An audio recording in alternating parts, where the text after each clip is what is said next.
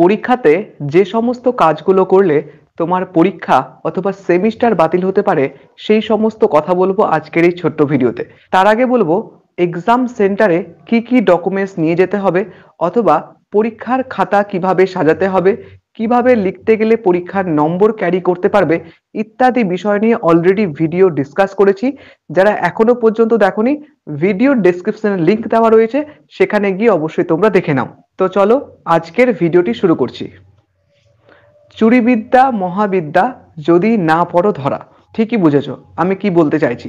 যদি পরীক্ষা সেন্টারে বা পরীক্ষার হলে তুমি অসৎ উপায় অবলম্বন করতে গিয়ে যদি কোনো কারণে ধরা পড়ে যাও, তাহলে অতি অবশ্যই টিচারদের মুখে তর্ক না করে অনুনয় বিনয় করবে যাতে তোমার খাতাটি ক্যান্সেল না করে দেয়।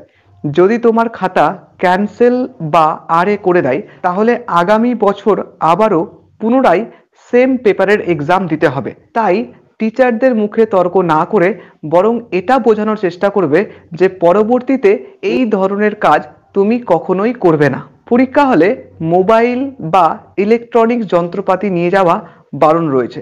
যদি কোনো কারণে এই সমস্ত কাজ করতে গিয়ে ধরা পড়ে যাও অথবা নকল করতে গিয়ে ধরা পড়ে যাও, তাহলে এই সেমিস্টারের বছরটা তোমার নষ্ট পর্যন্ত হতে পারে। তাই সকলকে বলবো নকল থেকে সাবধান, কেননা এই কাজটি করতে গিয়ে তুমি যদি ধরা পড়ে যাও তাহলে আগামী একটা বছর তোমার নষ্ট হতে পারে।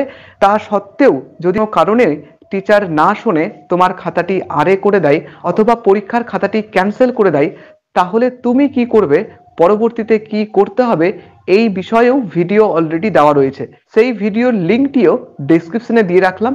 তবে এখন নয়, যখন এইরকম কাজ তোমার হবে, এইরকম পরিস্থিতির মধ্যে পড়বে, তখনই সেই ভিডিওটি অবশ্যই দেখে নিও। পরবর্তী সেমিস্টার কিভাবে দিতে হবে বা পরবর্তী কাজ তোমার কি করণীয় রয়েছে। সকল পরীক্ষার্থীদেরকে অনেক অনেক শুভেচ্ছা। মাথা ঠান্ডা রেখে সমস্ত পরীক্ষা দেবে, পরীক্ষার আনসার দেওয়ার চেষ্টা করবে, কোনো চিন্তা ভাবনা নয়। সকলের পরীক্ষা ভীষণ ভালো হবে।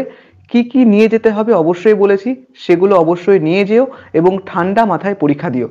সকলের জন্য প্রার্থনা করছি সকলের পরীক্ষা ভীষণ ভালো হবে। অনেক অনেক ভালোবাসা আমাদের গভ আপডেটস একাডেমি ইউটিউব চ্যানেলের পক্ষ থেকে। ধন্যবাদ।